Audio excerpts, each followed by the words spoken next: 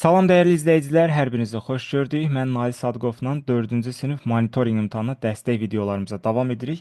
Bu gün sadəcə 7-ci videomuzdur. Bundan əvvəl bizim 6 videomuz YouTube üzərində yayımlanıb. Əgər həmin videolara baxmamısınızsa, bu videonu izlədikdən dərhal sonra həmin videolara da ardıcıl formada baxmanızı tövsiyə edirəm. Bu videoların əsas üstünlüyü ondan ibarətdir ki, əvvəlkilərdə düşən suallar və yaxud növbəti vaxtda düşə biləcək potensial sual tiplərini burada göstəririk. Yəni çox faydalıdır. Videonu saxlayaraq hər biriniz müstəqil formada bu sualları işləsəniz, inşallah imtahanda da yaxşı nəticələr əldə edə biləcəksiniz. Biz monitorinq test toplusunu artıq nəşr etdirmişik. Bu barədə əvvəlki videolarımızda məlumat vermişəm. Əgər kitab barədə detallı məlumat əldə etmək istəyirsinizsə, 055 239 2041 WhatsApp nömrəsini hansı ki ekranda sol aşağı tərəfdə görürsünüz, yazaraq detallı məlumat əldə edə bilərsiniz kitab barədə. Dostlar, bu videolarımız sizə faydalı olursa, videomuzu bəyənməyi və ətrafınızda olan digər insanlarla da paylaşmağı unutmursunuz ki, həm bizlərə, həm də digər insanlara dəstək olasınız. Əlavə olaraq bizi digər sosial şəbəkələr üzərindən Instagram, Telegram, TikTok kimi platformalar üzərindən də izləmək mümkündür. Videonun açıqlama bölməsinə linklərini yerləşdirəcəm, oradan da bizi izləyə bilərsiniz. Biz isə artıq vaxt itirmədən izahlara keçid edirik. Qeyd etdiyim kimi videonu saxlayaraq özünüz müstəqil şəkildə cəhd edib sualın cavabını tapırsınız. Sonra bu izahla doğru yoxsa yanlış yazdığınızı tapırsınız. Birinci sualımız qələmin uzunluğu pozanın uzunluğundan neçə santimetr uzundur? Burada əslində xətlər vasitəsilə də göstərilibdir. Qələmin uzunluğu 2-dən başlayır, 17-də bitir. 17-dən 2-ni çıxanda qələmin uzunluğu olacaq 15 santimetr. Pozanın uzunluğu 22-dən başlayır, 26-da bitir. 26-nın 22-ni çıxanda 4 santimetr qalır.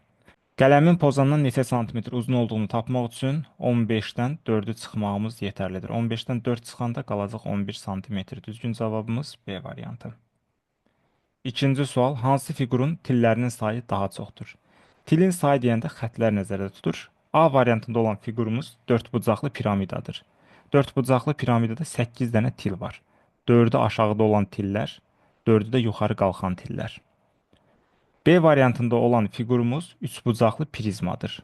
Bunun tillərinin sayı 9 dənədir. 3-ü aşağıdadır, 3-ü ortada qalxandır, 3-ü də yuxarıda olandır. C variantında olan kub fiqurudur. Bunun 12 dənə tili var. 4 dənəsi aşağıdadır, 4-ü yuxarıdadır, 4-ü də ortada olan xətlərdir. D variantında olan fiqurumuz isə 5 bucaqlı piramidadır. Bunun tillərinin sayı isə 10 dənədir. 1, 2, 3, 4, 5 dənəsi aşağıda, 5 dənəsi də yuxarıda olanlardır. İndi hansı fiqurun tillərinin sayı daha çox oldu? Əlbəttə ki, kub fiqurunun tillərinin sayı 12 ədəddir, digərlərindən daha çox oldu. Üçüncü sual, uzunluğu 7 metr və eni 4 metr olan otağın döşəməsinə hər tərəfdən 50 sm yer boş qalmaqla xalça sərilmişdir.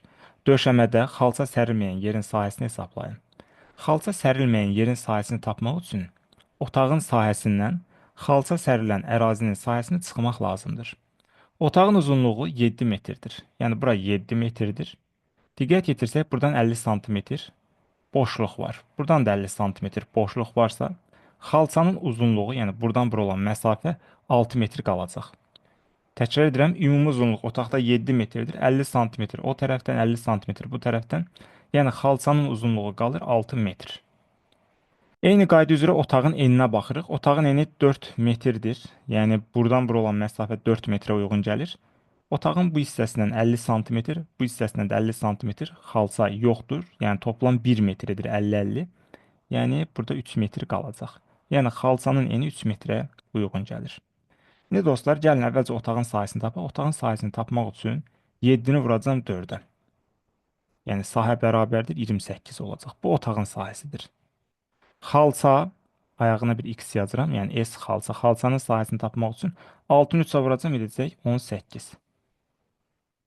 İndi otağın sahəsindən xalçanın sahəsini çıxacam. Yəni 28-dən 18-i çıxacam, qalacaq 10. Bu isə otaqda xalça sərilməyən, hansı ki bu kənar hissələr var, oranın sahəsidir. Dördüncü sual. Armudla dolu olan bir yeşiyin kütləsi 18 kiloqramdır. Bir boş yeşiyin kütləsi 3 kiloqram olarsa, 10 belə yeşikdə armudun ümumi kütləsi nə qədər olar? Ümumi kütlə, yəni yeşik və armud birlikdə 18 kiloqramdır. Bunun 3 kilosu yeşiyə aiddir. 18-dən 3-ünü çıxıram, qalır 15. Yəni bu 15 kiloqram armudun xalis çəkisidir. Bir yeşiyin içərisində olan. 10 belə yeşikdə nə qədər olacaq armud? 15-i vuraram 10-a, 0 əlavə edəcəm 15-in arxasına. Birbaşa cavab alıram ki, 150 kiloqram olur. Doğru cavab C variantı. Beşinci suala baxırıq. Düzbucaqlının perimetri 38 santimetrdir. Onun eni sahəsi 36 kvadrat santimetr olan kvadratın tərəfinə bərabər olarsa, düzbucaqlının sahəsini hesablayın. Kvadratın sahəsi 36-dırsa, yəni söhbət sağdakı fiqurdan gedir, biz bunun tərəfini müəyyən edə bilərik. Hansı ədəd özünə vuranda 36 edər? Əlbəttə ki, bu 6 ədəddir. Bizə qeyd edir ki, düzbucaqlının eni kvadratın tərəfinə bərabərdir. Yəni burada 6-dır. Və digər tərəfdən perimetrin 38 olduğunu qeyd edir. Perimetr 4 tərəfin cəmidir. İndi enlər 6-dırsa 6, 6. 38-dən 12-ni çıxacam. Bu edəcək 26. Yəni bu 26 nədir? Uzunluqların cəmidir. 2 dənə uzunluğu var. 26-nı 2 yerə bölündə 13 buradır, 13 buradır. İstəsəniz 38-i 2-yə bölüb 19, 19-dan 6 çıxıb 13 ilə də ala bilərsiniz. Yəni düzbucaqlının uzunluğu 13-dür, eni 6-dır. Sahəsi nə qədərdir? Sahəni tapmaq üçün 13-ü 6-ya vurmaq lazımdır. 13-ü də 6-ya vuranda olacaq 78 kvadrat santimetr. Doğru cavab D variantına yoxun gəlir. Belə dəyərli izləyicilər, bununla da izahımız yekunlaşdı. Əgər videonu faydalı bilirsinizsə, bəyənməyi və ətrafınızda olan digər insanlarla paylaşmağı unutmursunuz. Kanalımıza hələ də abunə deyilsinizsə, abunə olur və zınqrov işarəsini aktivləşdirirsiniz ki, növbəti videolar kanala yüklənən zaman sizə birbaşa məlumat gəlsin. Sağ olun, bir sonraki izahlarımızda görüşərik. Hələlik.